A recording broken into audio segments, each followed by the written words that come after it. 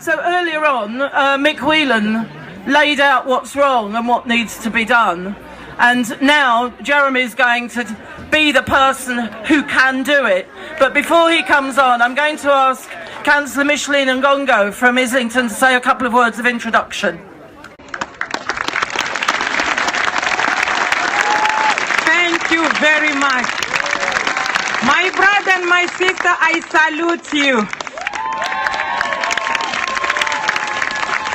To be honest with you, when I read the story why we are celebrating today, I said I must salute you all.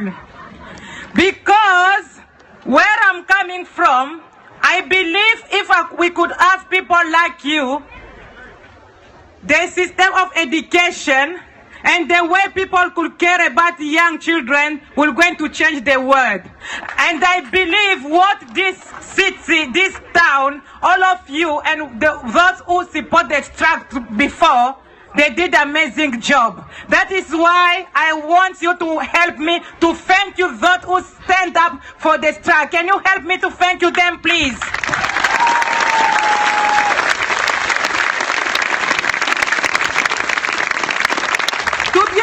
With you, my brothers, my sisters, when I arrived in UK, English is my fourth language. And I realized there are some people like myself who need help and support in education. It's not just going to school, it's the quality of education. That is why you people, we are standing together because of the quality of education for our children and for our future. That is why each time, if I can see people who take education in much consideration, who can stand by to make sure every child can have a good and supportive education, that is amazing news. Can we clap ourselves together for everything we are doing to make sure our children, the future generations are going to benefit from it. And I believe Jeremy Corbyn is one of those people that are standing to support education. And I believe it's our duty to vote for Jeremy Corbyn. And I believe it's our responsibility to make sure Jeremy has to be our next Prime Minister. That is why I want all of us to welcome Jeremy Corbyn for next Prime Minister. Thank you very much.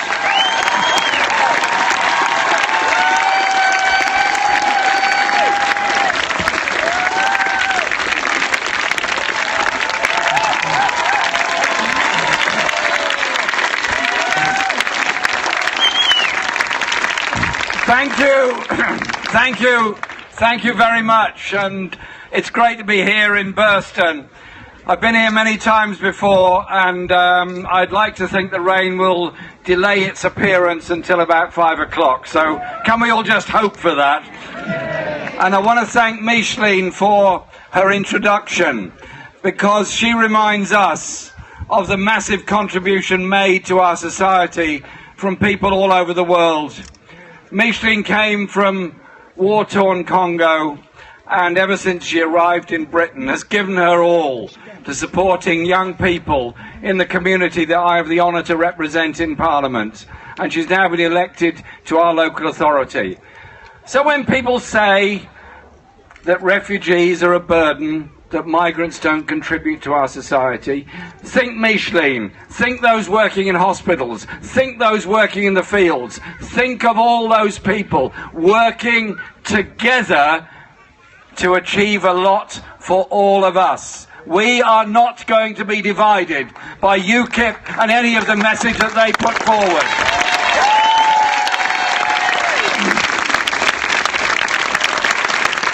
We are going to be united in what we do. And after I've finished, I promise it won't be too long, we'll then go on the march around the village, following the route the children took in support of the strike school. That strike school that was there as a testament to the dedication, yes, of the individual teachers, the Higdons, but also of the entire Labour movement that supported them. Because what was it really about? It was really about children getting decent, good education, children not being exploited and dragged into farm work when they should have been in school. That surely is a message that applies to so many places all over the world today. And so this is a festival of support for what was achieved there, but it's also a festival of our own solidarity. I see the stall over there from Amnesty International and all the trade union stalls. And so whilst we do stand up for everything that's going on in this country, obviously, we are not blind and not ignorant and not going to walk away from the same struggles that are being waged all over the world, often against the same employers that our unions are waging struggles against here in Britain. So it's that unity that brought about the support for this strike school. Even during the terrible days of the immediate pre-war period, with all the difficulties and all the poverty, there was the support there from the Mine Workers Union and many others, as the school building shows. And so our festival today is about solidarity. I talked about the way in which children were exploited on farms, and indeed the condition of farm workers was absolutely dreadful before the Second World War and immediately after it. But that sense of solidarity of the then Agricultural Workers Union, now part of Unite, was something that brought about the Agricultural Wages Board, that did bring about a slight improvement in agricultural workers' conditions. And I remember many Burston events here when we campaigned against the iniquity of the Tide Cottage, and the late great Joan Maynard, who spoke from this very platform. And we did achieve that legislation to prevent the indignity of the Tide Cottage. But neoliberal economics, Margaret Thatcher, the Tory government of the 1980s, what did it do? Brought in the free market as far as it could, destroyed manufacturing industry in Britain, removed all vestiges of wage protection. And whilst we did achieve a national minimum wage under the last Labour government, we have got a lot further to go on the question of wages and working conditions.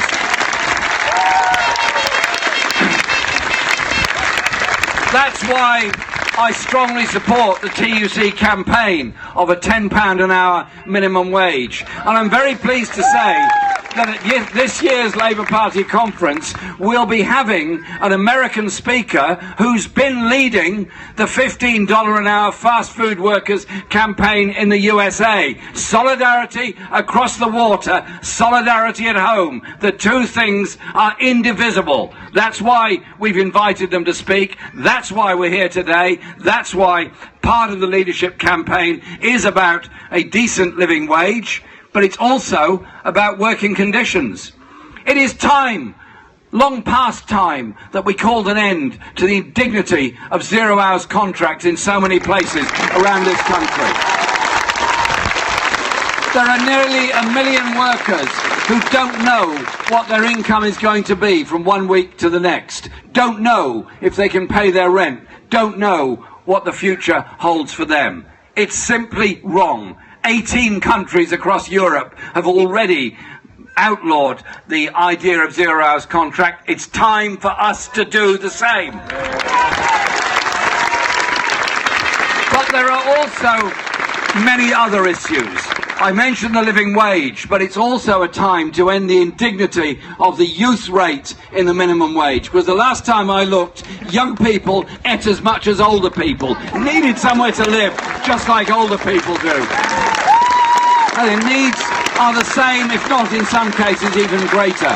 And also the way in which the apprentice rate is often appallingly exploited by some unscrupulous employers who treat apprentices as cheap, low-paid labour rather than people, young people, who need support, training, education and a qualification. So we have a big campaign ahead of us on education. It is ensuring that all young people either have access to an apprenticeship, a good quality, properly regulated, recognised apprenticeship, and, if they wish it, access to university. But because of the lifting of the fee cap, because of the end of educational maintenance allowance, because of the end of the grant to survive at university, the maintenance grant at university, for the first time for many years, the number of working class young people going to university has begun to fall. And I predict, sadly, will continue to fall as long as this Tory government remains in office, that's more interested in inequality than it is in the justice that we all seek in our society.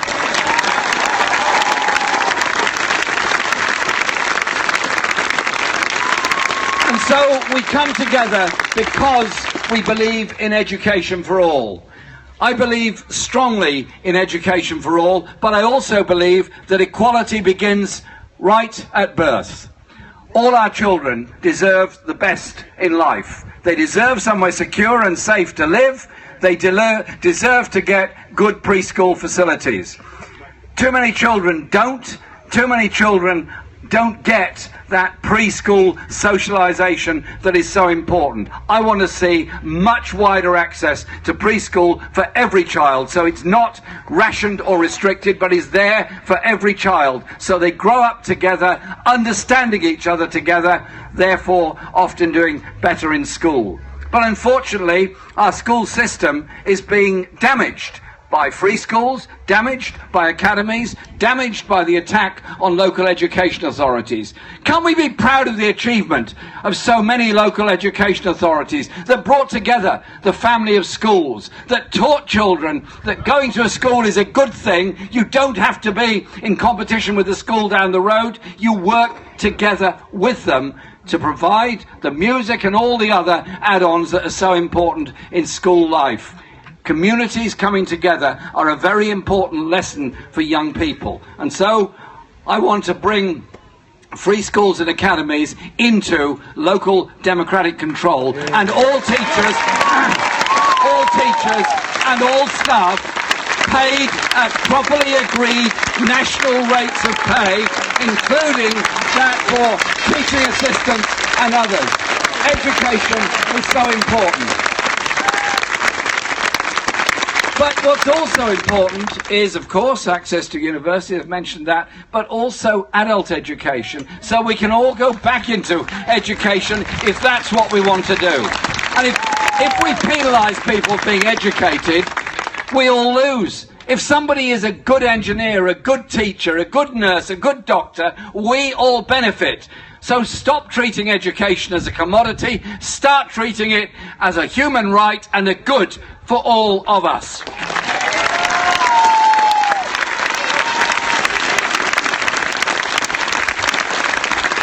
I just want to finish on this point. This is at one level a campaign for the leadership of the Labour Party, but it's also about the way in which we do politics in our society. For too long, we've been top down in our democracy in Britain, top down by appointments to everything rather than elections, top down in the lack of accountability. And too much policy making, even in our own movement, has come from expertise that's been foisted on the movement as a whole. What's changed? What's changed in the past year has been the realisation that the economics of austerity, the economics of cutting back on public expenditure because of the banking crisis of 2008 does a couple of things. One is it doesn't expand the economy. Two, it increases debt and borrowing. And three, it decimates public services that are of benefit to particularly the poorest and most vulnerable within our society. And so the crisis in adult social care, the crisis in funding in local government, the underfunding of our NHS, all those things come from the whole process of austerity that we've had since 2010. A year ago, John McDonnell was appointed as Shadow Chancellor of the Exchequer. A year ago, he spoke to the Labour Party conference and he used these words: austerity is a political choice, not an economic necessity. And so no longer are we a party that's promoting austerity. We're a party of investment through a national investment bank. We're a party of redistribution. We're a party that is dedicated to reducing the grotesque levels of inequality in Britain. I ask you this, is anyone really comfortable, when they're very rich and very well off even, to walk or drive past the homeless sleeping on the streets? Are they really comfortable with so many children growing up in insecure private rented accommodation that is badly maintained, and they themselves have to move every few months and often lose their community, their school and everything else? It doesn't have to be like that. Invest in education, invest in housing, invest in good communications, and recognise that poverty is, yes, there in the major cities, but it's also there all over rural Britain. So we need investment in council housing in rural communities just as much as in urban areas, and we need investment in better communications, particularly bus services and broadband communication to all of our villages. And so the Labour Party has learnt some very hard lessons from the defeat of 2015. And I put it like this. A year ago, we fought an election in which we were promising some degree of cuts. A few months after that, we were abstaining on the welfare reform bill that was taking £12 billion out of the pockets of the poorest. We are no longer doing that. We're a party of anti-austerity. We're a party of investment, and we're not going to support in any way the removal of benefits from the very poorest in our society. So immediately we defend the workers' rights, we defend the argument for a living wage, we defend the 4 weeks holiday, we defend maternity and paternity leave and all those things that are so important, and we defend all the anti-discrimination legislation, and we defend the European Convention on Human Rights and our Human Rights Act. These things are what we're doing now. But once this leadership election is over, we take it straight to the Tories. We take it to them on the insecurity of so many people in modern Britain, the bad housing, the underachievement because of the bad housing, the underfunding of our National Health Service, and the inequality that is intrinsic in everything this government is doing. And on Wednesday, we'll be back Monday we'll be back in Parliament, and this week we'll be putting questions once again to this government. I want to know why they think there's something good about so many young people underachieving in school because of the poverty in which they live. I want them to explain how it is that the housing crisis in modern Britain is getting worse, not better, because of the failure of investment and the failure to recognise those needs. Our movement was brought about through industrial solidarity, such as this strike school here, but it was also brought about to make political gains. To make political gains, such as the National Health Service and the welfare state as a whole. And when we have an election and we defeat this lot and we have a Labour government, let's make that government dedicated towards real equality of opportunity in our society, an end to the poverty of so many living on the margins, and a society that cares for all, leaves nobody and no community behind, forgets nobody and includes all. That's what our movement is about. That's what our solidarity is about. That's what Burston is so important to do, because it reminds us of the sacrifices of those that went before. Thank you very much.